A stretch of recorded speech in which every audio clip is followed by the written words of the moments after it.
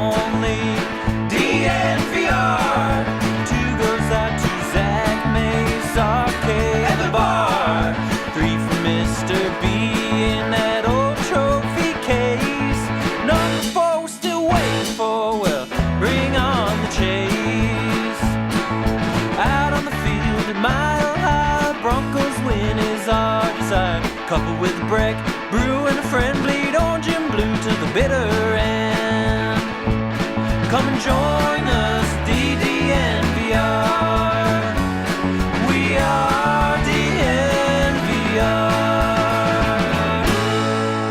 Welcome to the DNVR Broncos podcast on this wonderful Wednesday. I'm your host, Zach Stevens, joined by my guy, Andrew Mason. And before we hop into this show, gotta tell you about our presenting sponsor, MSU Denver Online. Over at MSU Denver Online, you can have it both ways in uncertain times. You can continue to work and get an income while also building your toolbox, because in uncertain times, you want to make sure that you can steady the wave, and you can do that by having an education. Whether you want to take one class, whether you want to earn a degree, you can do that all over at MSU Denver Online. So check out the hundreds of classes they have over at MSU Denver Online. My boy, Mace, how are you doing, my friend? I'm all right. How are you? I'm doing great, and I'm pumped for this conversation we got on deck today. Let's just jump right in, because there was a very interesting, and I say that in a very slighted way, a very interesting trade this week that happened on Monday. Went down between the New Orleans Saints and the Philadelphia Eagles, and it's very fitting that we have Allie as our producer today, because Allie's Eagles, man, did they make a fantastic trade. Essentially, what happened was the Eagles traded their first-round pick this year for a future first-round pick next year and a future second-round pick. So the Saints, essentially, among a lot of other smaller moves, the Saints traded their first-round pick next year and their second-round pick next year for the Eagles, 16th pick this year in the draft?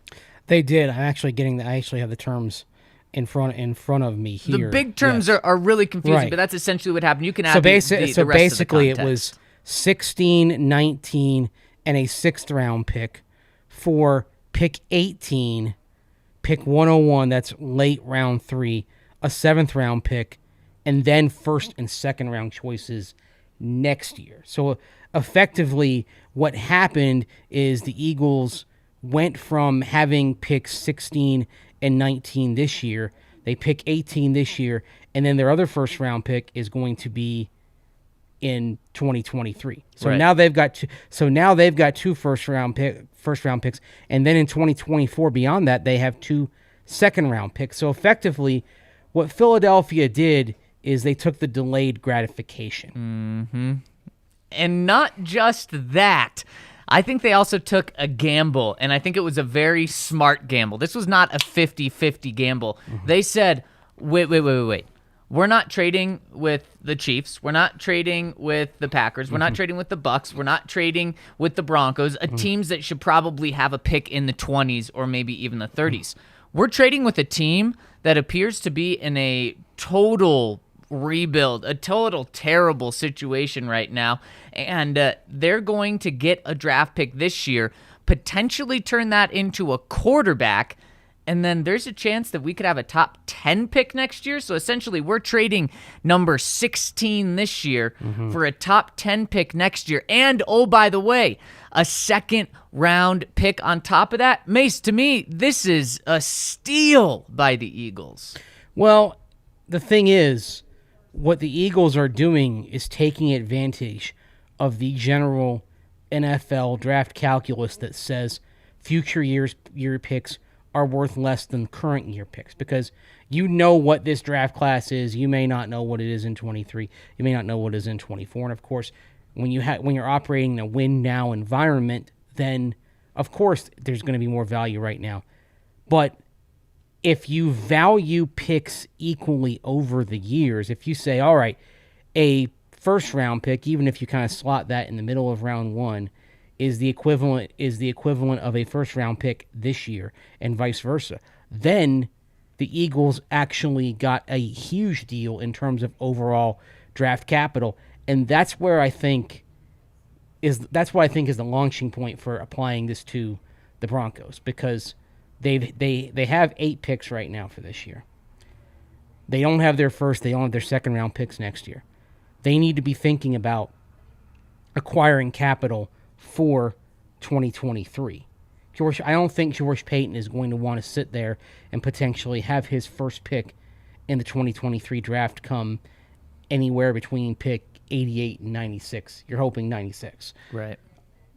So this, I think, opens the door to, I would even say, a likelihood that the Broncos use that 64 pick in the second round as a launching point to acquire 2023 capital. Well, before we get to the Broncos on this, this has to mean for the Saints that they're going after a quarterback, right? Now they basically punted their chances of getting a quarterback next year by doing so. Exactly. So that means that they have to love someone in this draft, because now they have 2 picks in order to move up. Right. If they're doing multi-year scouting, if this is about a quarterback, what they decided is that they like quarterback. They could use those 2 picks to move up into the top 10, but they've decided they like QB1, QB2, or QB3 better than potentially QB3, QB4 next year, because I don't think anyone confuses the Saints with a great team, but they believe, after going 9-8 last year, playing a chunk of the season with your guy Trevor,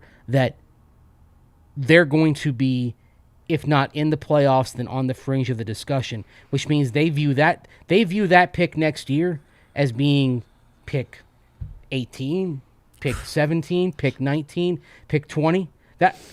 I know from our perspective it may not seem logical, but that's how they see it. So they look at it and say, oh, we may not be in position to get the quarterback we want next year, but maybe we've got a really good evaluation on one of the guys this year. That's what they're doing. Man, that's exactly how they're viewing it, Yes. Mace. You're right, but I think they're completely delusional. And look, they are going to convince themselves that last year was where they're trending, and I think they're absolutely crazy for thinking that. With Jameis Winston, they had a winning record. That's very true. They also had Sean Payton. They also had a lot of players that have had to leave their team because of what's going on with their situation. This, to me, is just so unbelievably short-sighted. When Sean Payton left, that organization should have said, let's take a year back, let's eat as much money as we can to try to get back to an even cap next year, and then that's when we'll get our guy in the draft, and we'll tank this year, and we'll be good going forward. And they're doing the exact opposite. They're continuing to kick the can down the road now, not just financially, but also with draft capital. It just blows my mind. But Mace, this is an NFL world where most teams will never put winning in the future. Most teams, just like John Elway did, it's win now. It's doing whatever you need to do to win now. Philadelphia took advantage of the fact that they, after an unexpected playoff appearance last year, there's a little bit of house money there. Right. With that, Nick Sirianni, Howie Roseman could sit back and say, all right, we'll make this deal. We're not out of the first round this year, but we can sit back, make this deal, and they're betting on the Saints not contending. I mean, I gave you the Saints' perspective on it. Let me give you the reality on it. The good news for the Saints is I'd say they're the second best team in the NFC South. Potentially. But that is reflective of the fact that Atlanta and Carolina look like grease fires right now. Right. No one's going to say the Saints are better than Tampa Bay, although strangely enough, the Saints, even a weakened Saints team like last year, was able to deal Tampa Bay a haymaker. That's one of those rivalries where the record appears not to matter. So they feel like they can play on even terms with the Buccaneers. But here's the rest of the Saints' schedule, just to tell you what kind of daunting task they face even in the NFC. First of all, they face the entire NFC West. Tough. So they didn't get the East. They didn't get the North. They got a division that maybe has one free space on the square in Seattle, a team that they did beat last year in Seattle, although that was a weakened Seahawk team. And then in the AFC, they didn't get the AFC West, but they got the AFC North. So as much as we talk about the West, the North is maybe a half step below the West. Right. if Lamar Jackson's back in Baltimore, I mean, you think Baltimore's going to win the AFC North. Yep. It's a strong division. Yep. So you're sitting there. You have 2 games with Tampa Bay. You have the entire AFC West. So it's Arizona, San Francisco, Los Angeles Rams. You have the entire AFC North, and those are all 4 of those games are going to be difficult games. The reality of what and they do face the Raiders on the schedule as well in the second place game that's based on where they finished in the standings. The reality for the Saints is that this they may fancy themselves as a contender, but that schedule, AFC North, NFC West, Raiders, Vikings, Eagles, 2 games with the Bucs, tells me that they're rebuilding, and I think they have a little bit of a inflated sense of themselves based on their history, because they've mostly been a contender, and they did have a winning season without Drew Brees, but I think they're in for a rude awakening this year, and I think they're going to regret this trade. Spot on. I think you're absolutely right. And when we look at what the Saints have, they have picks 16 and 19 in the draft now. It's not like they can jump up to number 2 or number 1 to get their guy. You're right. What they're doing is they're saying that we like the second and third best quarterback in this draft more than, again, in their mind, they're viewing it as the 4th quarterback in next year's draft. But how they should be viewing it, if they did this correctly, in my mind, and tanked this year, they could be looking at, the second, third best quarterback in next year's draft. Well, think about it. Like if the model that's been cited a lot, not just is the Rich Hill model, which is the Patriots model, which is a little bit of a different one than the old Jimmy Johnson model. So even if we go off that, the Patriots have 583 points of draft capital. That, with a QB premium, can allow them to get to number 5. Okay. I think that's what they're looking at. I think if they're looking at a trade up, they're looking at 4 the Jets and 5 the Giants. Because with both of those first-round picks, 16 and 19? Yes, because there are mixed signals coming from out of Carolina. There was one report that said Carolina's locked in on the tackles. But at the same time, the Panthers are doing top 30 visits with all 6 of the quarterbacks that we talked about. Mm-hmm. Boy, up until the Russell Wilson trade. Yep. So if you're the Saints, what do? I mean, the Panthers are giving off signals that they are deeply interested in this quarterback class. Mm-hmm. So if the Saints are locked in on one of the 2 quarterbacks, they probably have to think pick 4 or pick 5. Right. In terms of where they go in the draft. Yep. And where they trade up to. And in the value chart, they should be able to pull that off, even with the QB premium that we've often talked about over the years, which means they usually get hosed a little bit on the trade in terms of value if you move up for a quarterback, but that's just part and parcel of it. So that's what I think they're thinking right now. And Mace, this also would have affected the Broncos big time if they hadn't got Russell Wilson, because now we'd be saying, okay, we know another quarterback is going to go off the board before the Broncos pick. Do the Broncos need to trade up to now 4 or 5 and not just be giving up 9, but be giving up a first-round pick for next year in order to jump there? Mm-hmm. And what's crazy is by not having pick 9 in next year's first-round pick, those were the 2 biggest pieces in the Broncos trade for Russell Wilson. It's not crazy to say that if the Broncos wanted the second best quarterback in a weak quarterback draft this year, they would have to give up 9 and next year's first round pick in order to go get the second best quarterback in a weak draft class. It just makes this trade for Russell Wilson that much better. I mean, imagine a scenario where the Saints trade up and take Malik Willis at 5, and then Carolina goes Kenny Pickett at 6. Oh, and the Broncos are there at 9. Oh, my goodness. We'll probably be getting your guy, Sam Howell. Well, the thing is, with Sam Howell, if that's your guy, do you just pull the trigger right then and there? Yes. Or do you just try to trade down and maybe get a little bit more capital? When there's 2 quarterbacks gone, you'd have to pull the trigger. I think it's more likely that they would have been in the let's take who we can get at 9, let's focus on BPA rather than position, and then at the end of the first round, maybe that's where you're talking about the package of second rounders back into round 1 and talking about a Desmond Ridder, for example, there at the end of round 1. I agree. I think we're all thankful that you're not having this conversation right now. But regardless of how lightly regarded this quarterback class is, the desperation for QBs dictates. I think you will see 4 first-round quarterbacks this year. Yes, you absolutely will. I'm right there with you. And potentially two in the top 10. Again, the Saints. I think that the Saints did this. They had to do this with quarterback in mind, and they've made deals like this with other positions in mind. When they trade for to pick Marcus Davenport, they sacrificed future one, and so this is New Orleans' MO. But what they've done is they've tied themselves to this year for quarterback, because if somehow they don't come out with the quarterback they want, then next year you're talking about that potential target-rich environment without a first-round pick. Yeah. And brutal. Meanwhile, for Philadelphia and Jalen Hurts, the implication there is going to give Jalen one more year. Yep. But if he's just okay and doesn't take that next step forward that he needs to take, then they're right back in the market next year. It's perfect. It's for the brilliant, Eagles. and they got a second-round pick in 24 out of it. Yeah. I mean, this is one of the best deals the Eagles have made, Yep. and credit to them. But you know what? Everyone wants kind of the thing right now. You've got to kind of work against human nature to make a deal like that. George Paton, this is going to be fascinating for him because we know how much he loves the draft, but if you can let's say you get a team that gets a little feisty in round 2 and says, late in round 2, we have to have that guy.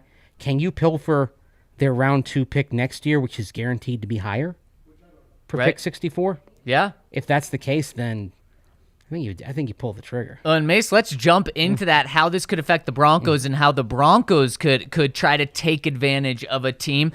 But first, there's some news coming out today surrounding the Broncos and surrounding opening day.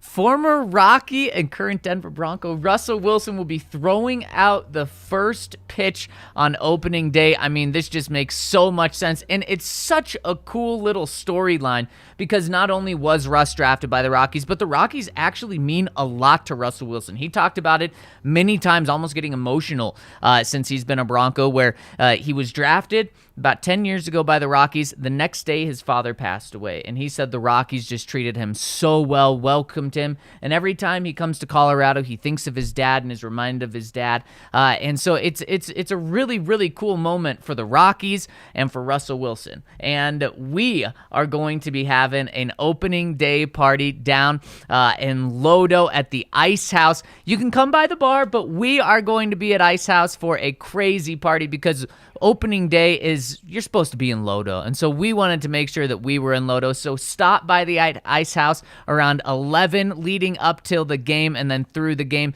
we're going to be there, and it's going to be a blast of a party. Make sure to take off work and join us. We're also going to have, of course, delicious Breckenridge brews there, so make sure to stop by and join us at the Ice House this Friday. And of course, whether you're at the Ice House, you're at the DNVR bar, or plenty of other spots around Denver and beyond, you're going to be able to get those delicious Breckenridge brews. Of course, Breckenridge Brewery is the official beer of DNVR. We've also got the Good Company hard seltzers here on hand at the DNVR bar.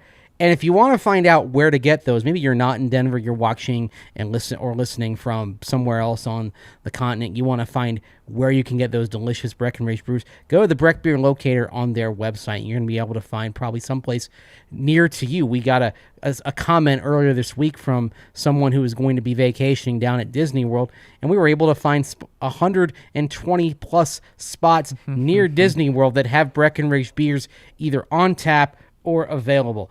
You're going to be able to find Breckenridge beers almost anywhere you go in the United States of America, and you can find out where to get those from the Breck Beer Locator on the Breckenridge Brewery website and get a little taste of Colorado wherever you go in the U.S. Breckenridge Brewery, the official beer of the DNVR. And big-time golf starting tomorrow down in Augusta, and DraftKings has you hooked up with the best offer that's out there. If you bet $5, if you're a new customer and bet $5 on the Masters, you'll win $25 in free bets for every birdie Bryson DeChambeau gets in the first round. You can't beat that. He's going to get a couple of birdies, and then you'll rack up $25 on $25 on $25 in free bets that you get to start your account. account with. So make sure to download the DraftKings top-rated sportsbook app now and use promo code DNVR when you sign up in order to get this awesome offer. Again, that's just for new users betting $5.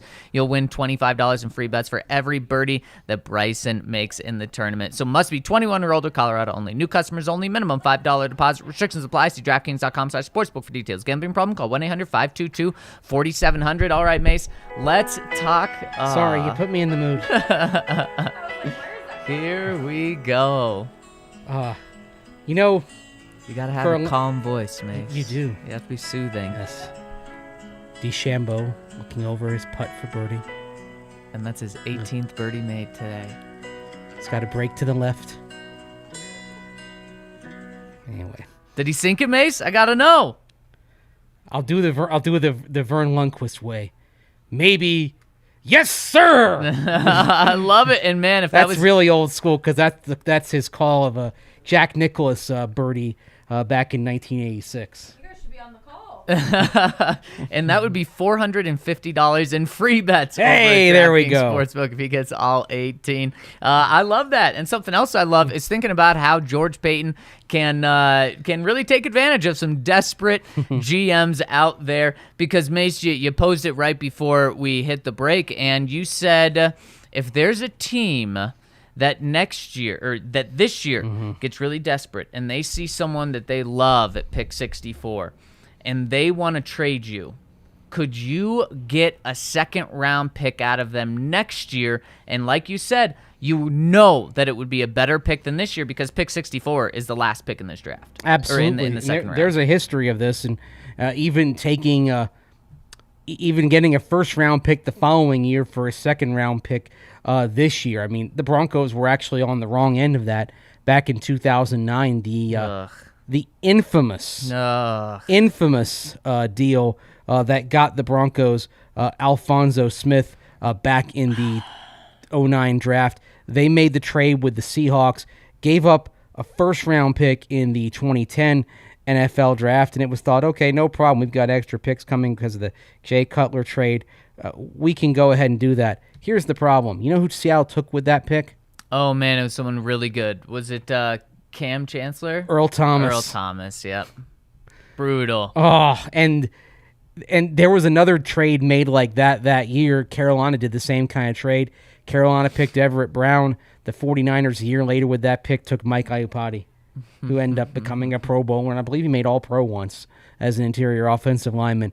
So you've always got teams that say, okay, we've got to have this guy. And again, this is why in draft value calculus, future picks are regarded as having a lesser value than current ones.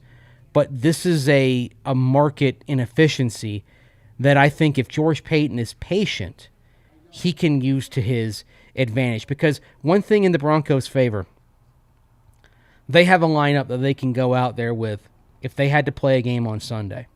We're not sitting there saying, oh, gosh, who's the right tackle? Oh, gosh, who's playing off-ball linebacker? You've actually got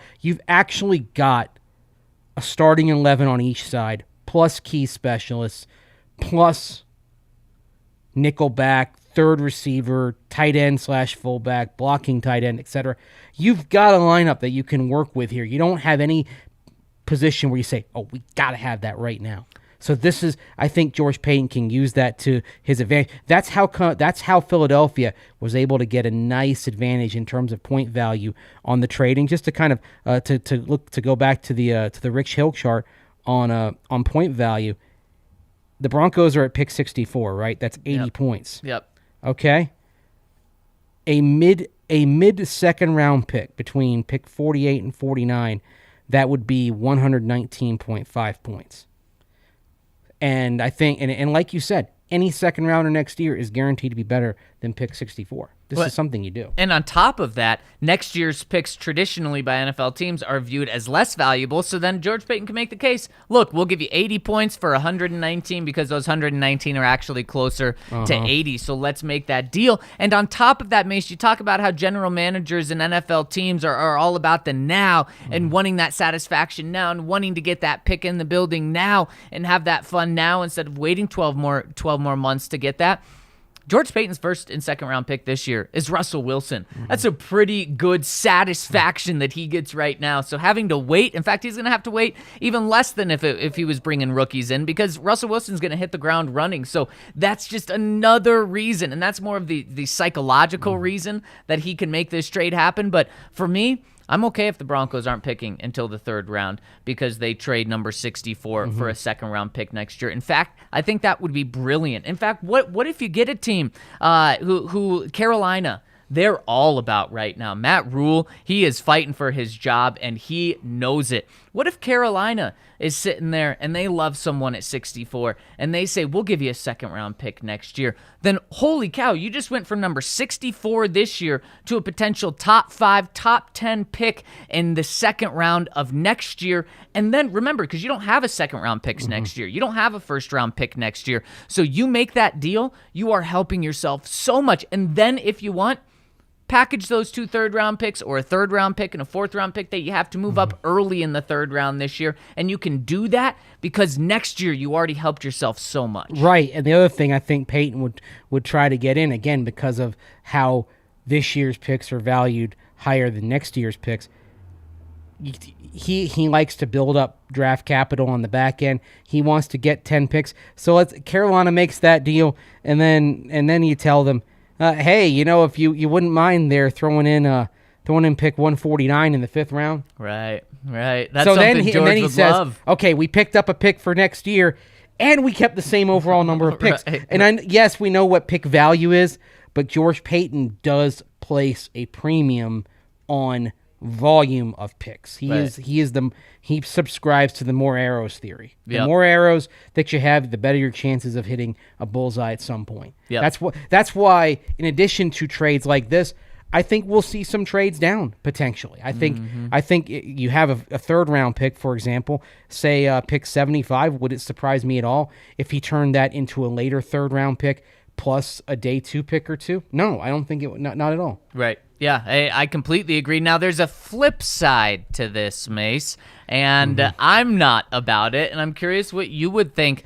Let's say that there is a player there, pick 24, that the Broncos really, really like. They would probably have to mortgage their entire draft class this year to move up from 64 in order to get to 24 to get that guy. We know George Paton's not going to do that. He's not going to do a Ricky Williams trade where he just gives an entire draft class away. That's the last thing he would do. He doesn't have a first-round pick next year to trade away. He doesn't have a second-round pick next year to trade away. What would you think about trading a 2024 first-round pick? So this is more so being on the side of the Saints in this trade, trading a 2024 first-round pick in order to get in the first round this year for a player that they really like. Hate it. Me too. Absolutely hate it. And I hate it because of the calculus of the cap in 2024, what it's going to look like when Russell Wilson's number goes perhaps into the $50 million a year range in terms of average annual value on his contract. You are going to reach a point contractually with him and with some others where to have a functioning roster, you're going to need all the draft capital that you can score. And trading your single best asset draft-wise over the next 3 drafts, I think that would be incredibly short-sighted. I mean, okay, we're excited about players this year in the draft. There are going to be players next year we talk about. There are going to be players the year after that we talk about, right? I mean, I don't think we're talking in terms of where the Broncos are, and even when you get to pick 24, I don't think you're talking about unicorns that you got to have. Right. So that's you and I are on the same page. But man, if they did that, I'd be like, oh my God, what are they thinking? Well, let's say it would be very surprising though if George Paton did that. Yes, I agree. Because he's very disciplined. Now, I do have a scenario to throw up really quick. If you guys are tuning in, we'd really appreciate it if you hit us with a thumbs up on YouTube. If you're tuning in on Twitter, jump over to YouTube. We've seen a lot of people tuning on Twitter recently, and we really, really appreciate it. But if you wouldn't mind hopping over to YouTube, it's a better stream. It helps us more. That's where the chat is popping. Hit us with a thumbs up, subscribe to our page, and also turn on alerts so you know anytime we're going live. We typically do this Monday through Friday, right around noon is when we go live Denver time, but sometimes if there's breaking news, we'll hop on so that we can get you guys the news right away. And if you have alerts turned on, you'll know when we're going live. Really appreciate everyone in the comments. And in the comments, let us know, would you be willing to trade a 2020 your pick number 64 this year for next year's second round pick? Let us know if you do that. And Mace, I said I had a scenario for you. Let's say there truly is a guy on the board at pick 24, pick 20, whatever it is, that you have a top 10 grade on. So more so of a unicorn. Then do you make the trade if you're George Paton, trading a 2024 first-round pick? Because you view this guy as a top 10 pick, and you view that 2024 pick as being pick number 28, pick number 30, pick number 32. Still wouldn't do it. Still wouldn't do it. You gotta be disciplined. Again, you gotta trust the draft cycle. You've got to trust the draft process. There are unless you have that one outlier year like 2013, that there's going to be quality in future years, and you got to trust your long-term planning here. But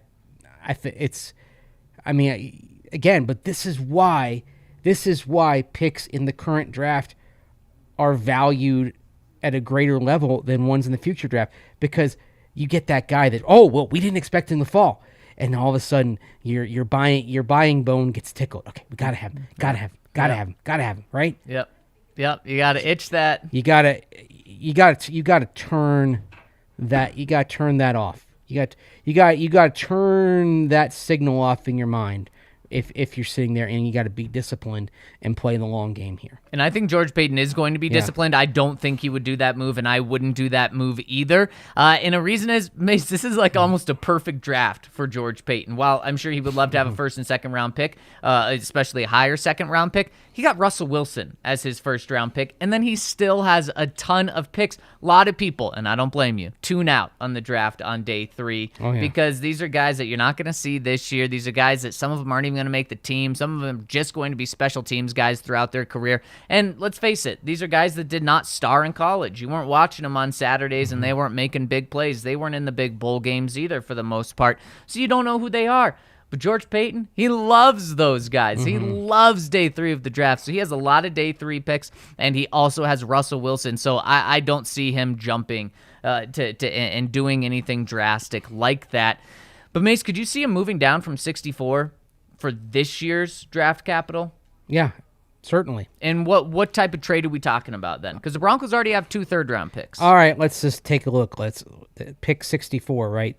Let's go by the Rick Hill chart. That's 80 points, and let's say you mentioned Carolina, but they're off the board early in the third round. So let's take a look at a team like the Indianapolis Colts. They're sitting there at pick 73. Okay, so 9 spots down. Nine spots down. Could you deal with them where you pick up, say, you move down 9 spots. You pick up pick 159 that's in the 5th round. That's 10 points, and then maybe pick up a 5th rounder next year, perhaps, or even a 4th rounder next year. So basically, you keep your amount of draft capital this year. You pick up an extra pick for next year to kind of build that volume of picks in 2023. I could absolutely see the Broncos doing that. So essentially, you trade down 9 spots to get a 3rd, a 4th, and a 5th. Yeah. Yeah, that is something that George 4th Paton next year, would 5th absolutely this year. do. 100%. And then he's like, yes. Because right now, I mean, what are they sitting at?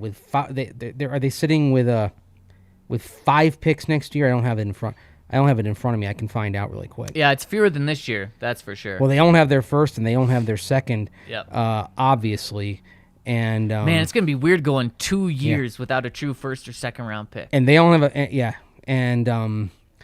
don't have a first and second round picks. And let's see here.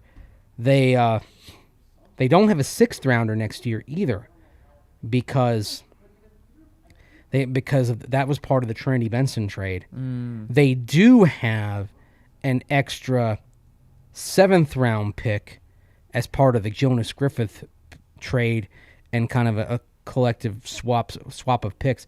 So basically, they're sitting at 5 picks then right now. And George Paton does not like that. He's the guy that wants double that. And it does not seem, based on the free agent calculus, that there's going to be a compensatory pick haul coming in to bolster that. So he's sitting there right now with 5 picks for next year. He knows he'll have time to bolster that, but I think he'd like to leave the 2022 draft at least getting that tally of picks in total for 2023 up to 7. Yeah. Yep. At minimum, maybe even 8.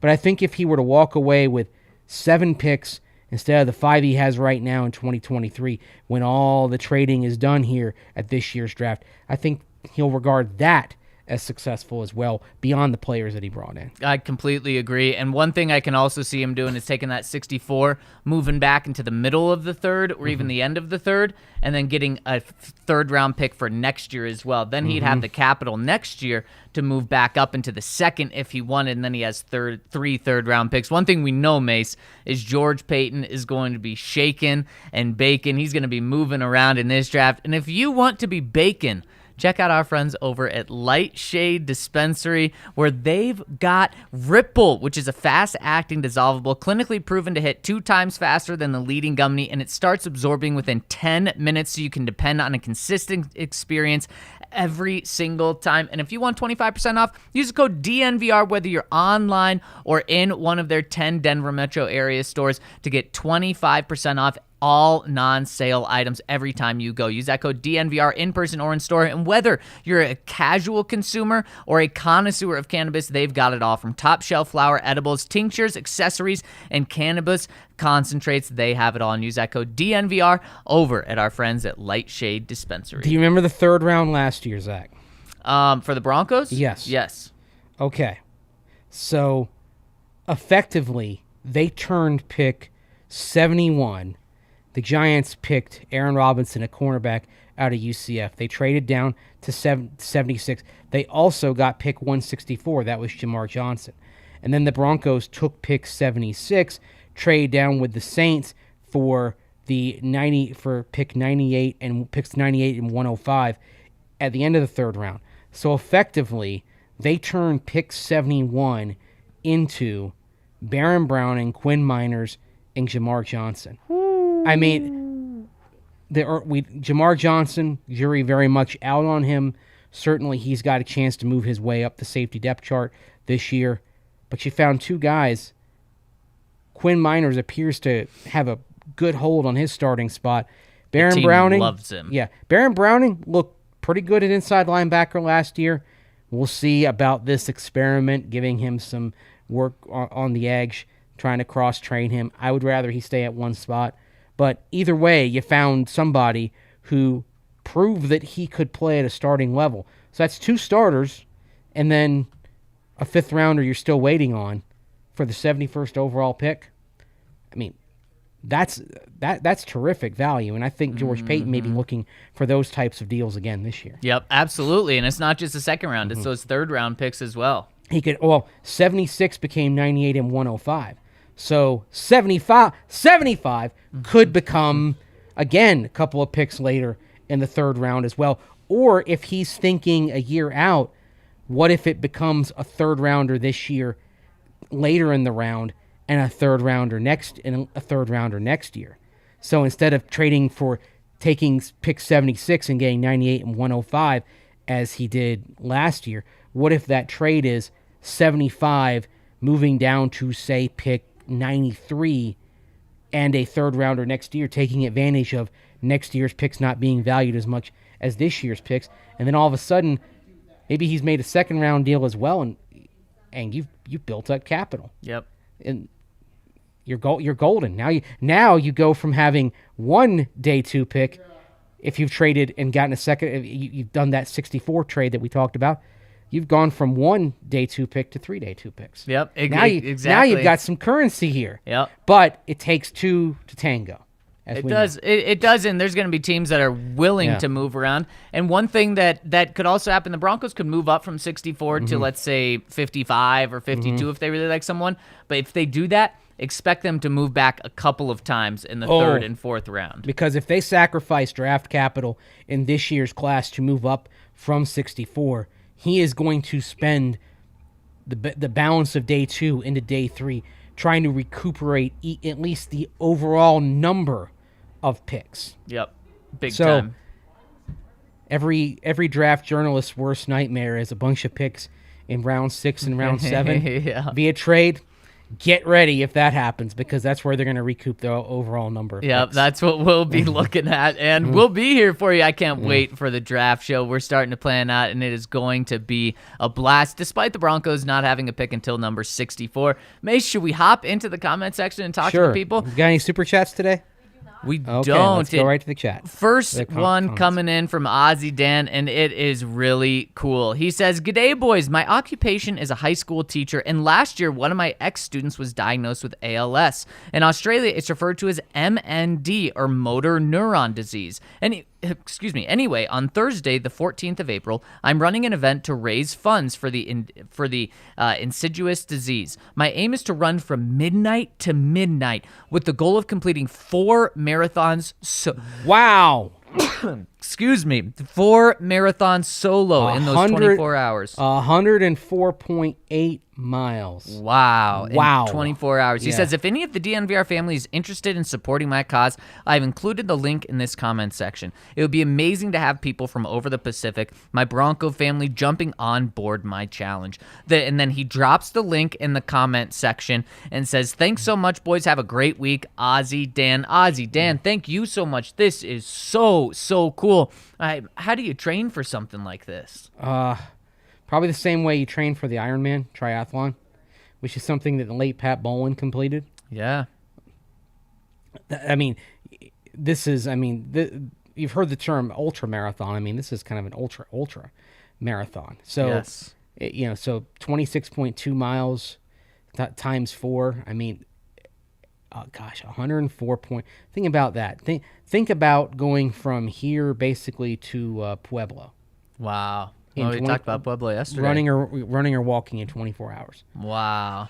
That is wild. Incredible, man. It is incredible. And something else we're gonna do. So you can find this in the comment section. He dropped the link a couple of times, and with our website, when you put a link in, you actually have to highlight over it because it's not going to show up at first. But the link is there, and we're also going to tweet it out from DNVR Broncos Twitter account. So if you want to find that link, go to DNVR Broncos on DNVR_Broncos on Twitter to find that. And it looks like Ozzy Dan, you're raising a lot of money. What a cool cause. And man, you gotta let us know how it went you probably will be sleeping all of Friday, so let us know the following week how it went, and man, we're pulling for you.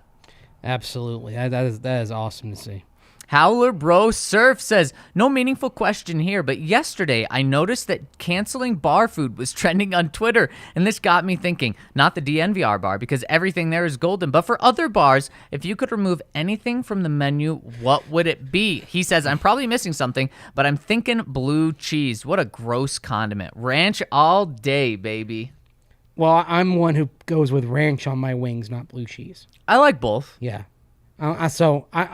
But I had blue cheese on what the heck? Sorry. My Tecmo Bowl sound effects.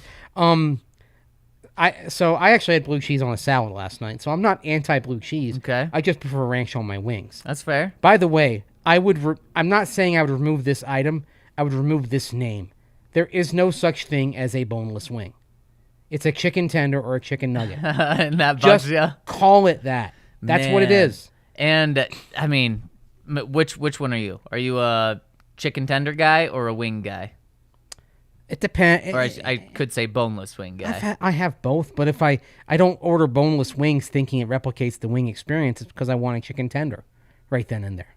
Well, okay. I would way rather have a boneless wing because it's essentially, like you said, it's a chicken tender that is smothered in sauce. It's the best of both worlds. So, well, chicken tenders can be smothered in sauce too. Yeah, but typically if you order a chicken tender, you're expecting it to not have sauce on it. Well, Maybe on the unless side. you call it a boneless wing. Right, exactly. But that's what. But so that's why people say boneless wings. But they say that, but they should. But the meat is invariably like it's usually chicken breast meat or chicken thigh meat. It's Right. It's not like they're getting the wing meat and making it into a boneless wing. Right. It's a different kind of meat. That's why I say just call it a chicken tender in buffalo sauce. Chicken tender in That's fair. I totally see where you're coming. But Buffalo chicken tenders. Which one would you rather have? A buffalo chicken tender or a buffalo wing?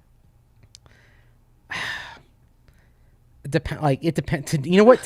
Today I would rather have a chicken tender. Tomorrow I may rather have a wing. I don't know. There's a friend of mine I've known him for 20 years, and every couple of weeks we go out for lunch or dinner just to catch up, right? And he and I always order wings. That's just all bone in. Yes, say wings. yes. But so when I'm hanging out with my buddy, I want wings, right? Mm-hmm. But another situation, I may want tenders. And then I'll get tenders, and I won't call them boneless wings. I would way rather have boneless wings or smothered chicken tenders. Okay, but do you prefer bone-in wings above all? No. Or is it a mood thing? No, I'd rather have boneless. Okay, It's just easier, more deep fried, crunchier. and also maybe you prefer the chicken breast meat, the chicken thigh meat. Potentially, Yeah. but I like both of them for sure. One thing that I would cancel of bar food is chips. Come on, Like potato chips? yeah, potato. I love potato chips, but at a bar, that's just kind of the weak thing. Just make French fries. They're just as unhealthy and they're way better. You actually put some work into them in the kitchen by making fries instead of just dumping some chips out. I am so turned off when I see that chips are a side. But what if they're like what they call Irish nachos? Okay. Where instead of using the tortilla chips, they're using sometimes there's one place I go to that they're chips that are baked on site or fried on site. Okay. And then they top them with the cheese and all that. Okay, and thus it's the potato instead of the tortilla, and that's why it's an Irish nacho. That's fine because then that's a dish that you're putting it Okay. with. I'm talking just about plain old chips. when you get a hamburger and their options are a side salad or chips. I'm like, come on, why isn't it a side salad or French fries? Just give me the fries. I want the hot stuff. I can go buy chips and they can be sitting in my cabinet forever, and I can dump them out on a plate. I can't just pull French fries out of my cabinet. I'll tell you one side item because you're talking about side items. One side item I always love to see at a bar: slaw. If you get, I don't care if it's Love sweet coleslaw. slaw or vinegar, or if it's more vinegary, like the slaw on a Permane Brothers sandwich in Pittsburgh. Actually, last time I was there, I literally had the sandwich and I had a side of slaw. I just like coleslaw. And if you give me the option of slaw instead of fries on the side, I will choose slaw every single time. Oh, even I love even coleslaw. though it's slathered in mayonnaise or sauce or vinegar or whatever, at least on some, I think it's part of it is, well, at least on some level, I'm getting some greens here. Right. It might be slathered in something, right. but I'm getting some greens. I'm getting some roughage, right? Yep. It somehow it doesn't feel so bad. This is one thing that has changed about me with bar food as I've gotten older. When possible, I've replaced fries with slaw. You a mayonnaise base type slaw guy or vinegar? I like them both. I had some. My mom made a mayonnaise and based sweet slaw when I was down in Florida, and we were eating off of that for days. And she just bought, how you can buy the container of, and I do this up here as well. You can buy the bag of coleslaw mix now from the grocery store, and then you just put whatever you want on it. Sometimes I do a barbecue sauce thing a barbecue slaw. I love that. Ooh. But my mom did a southern sweet slaw. Even though she's English, she's learned all the southern. She's learned all. There was this she had this TV show that she watched when my brother was little. I think it was even before I was born, and it was hosted by this woman out of Charlotte, North Carolina, and it was basically all these southern recipes my mom picked up from this show. And so she still makes stuff that way. Oh, I love it. Yeah. Man, I'm dying. Coleslaw sounds so good. I love good coleslaw. So I think it's funny. We've talked about canceling bar food. I don't want coleslaw to go. I'm okay with you. Plain chips have no place at a bar. Just kind of weak. Yes. How Lazy. about tortilla chips though, with salsa? Yeah. That's fine. That's Okay. still. I'm probably not going to order that. At You a order bar. nachos though. Oh yeah, I'll order nachos, onion rings. Onion rings probably my go-to. Like oh man, onion rings. Man, That's Mace, another- we gotta stop talking about this. I'm That's dying another. right now. That's another great sub for fries. Yes. Onion. Oh Yes. yes, very Done much. right. Oh man, and My dad loves onion rings. Oh, I'm right there with him. Yeah. He's got good taste. Ian B says is calling boneless wings. He's calling them wet tenders. I like that. I like Andrew says, "What the heck is coleslaw?" I never had coleslaw. It's one of my favorite foods. Yeah, it's cabbage. Mostly. It's delicious Shredded cabbage. Yes. Yes. I can't. If you told me to eat cabbage plain, no. But I will inhale coleslaw. Yes, I totally agree. Kenny says, I get my greens on cheeseburgers. I love that. I love that. And like that. We have another fun. I will pound the table for onion rings. Me as well, Oh, that's Jose. And Higher Learning says bar eggs. And so when I was looking online at kind of this canceling of bar food, that was one that was brought up a lot. And to be Like- honest, Mace, I've never heard of bar eggs. Bar eggs. I've heard of Scotch eggs. Yes. Scotch eggs. And that was included as well. What is that? Why is that served at a bar? It's Scotch eggs would be served like at a pub. It's basically a boiled egg wrapped in sausage meat and breadcrumbs and then fried or baked. Usually fried. Oh, okay. Again, like English food is not good for you in any way, shape. Or that's the Scotch, so it's British food. Right, okay, right. British food. I'm sorry about that. You go down south, some bars will have deviled eggs. Yeah, I'm gonna pass on any egg at a bar. Okay, not an egg thing. I was at when I was down in Florida, I saw, and this is like true in South Florida. A lot of places have conch fritters on the menu. What is that? Like, it's like fried bits of conch. And Conch? Should I know what conch is? conch is it's a mollusk. You ever it lives in like some of those more elaborate shells, right? Okay. Yes, and they'll do deep fried conch fritters. It's a delicacy like in South Florida and the Caribbean, Okay. and it's pretty common bar fare down there is conch fritters, and usually there's like a kind of a Thousand Islandy pinkish mayonnaise type of dipping sauce. Okay. That comes with it. Although I think I've once had them dipped in honey mustard. Most things kind of not like that, but a lot of things just are good depending on the sauce. The sauce makes it. Yeah, that's fair. I mean, gator tail, Yep. another appetizer you see down south. Yep. And that's all about the sauce as well. Tastes like chicken. Yep. Exactly. Yeah, this. Yeah. Well, But great. I think we're in agreement that plain old chips. Yep. Because there's no thought to them. There's Yep. no panache. Yep. Exactly. I think those have got to go. And everything else you mentioned has so much thought to it. Yes, exactly. So much work. Man, great question, Howler Bro Surf. I love that. And last one coming in from Jamdria says, happy beginning to the MLB season. Last season, the Blue Jays had a home run jacket that was decorated blazer signed by the whole team. Anytime a player hit a home run, they would be given the blazer to wear as they entered the dugout. In your experience in locker rooms, how do players respond to these socially meditated incentives based upon their performance? Do they actually get into them, or is it looked at as cheesy? I mean, if it comes from the players themselves and if it develops organically, they love it. I mean, Yep. You remember the turnover chain Yes. for the University of Miami back a few years ago? Yep.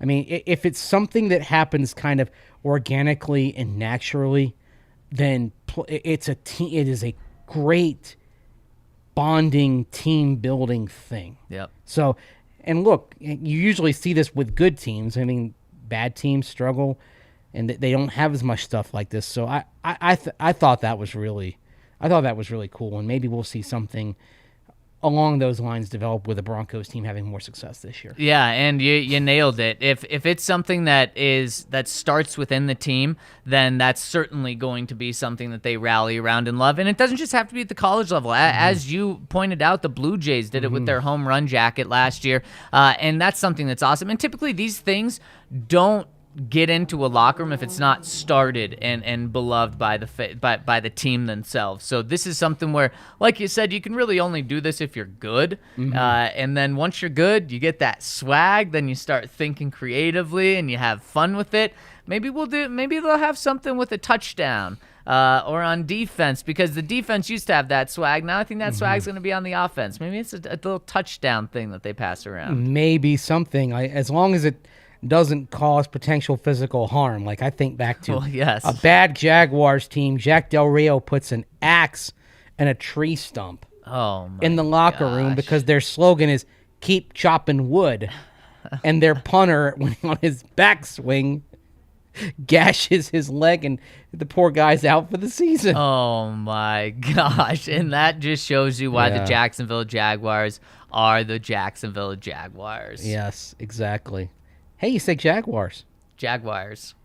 Oh, there's a little Jaguars. There's a little wire coming back in yes. I got to make sure to maintain that wire. And Mace, we have touchdown at the end of this show. We really appreciate everyone joining us. Again, if you're tuning in live, please hit us with a thumbs up. It really supports us, and we appreciate it. And we appreciate all of you rolling with us today. We've got a very interesting conversation about Cortland Sutton, Tim Patrick, and this crazy wide receiver market tomorrow. Ryan's going to be back, so tune in to us tomorrow. We'll be going live at noon. And for Andrew Mason, I'm Zach Stevens. Thank you all so much for rolling with us. We will talk to you tomorrow on the DNVR Broncos podcast.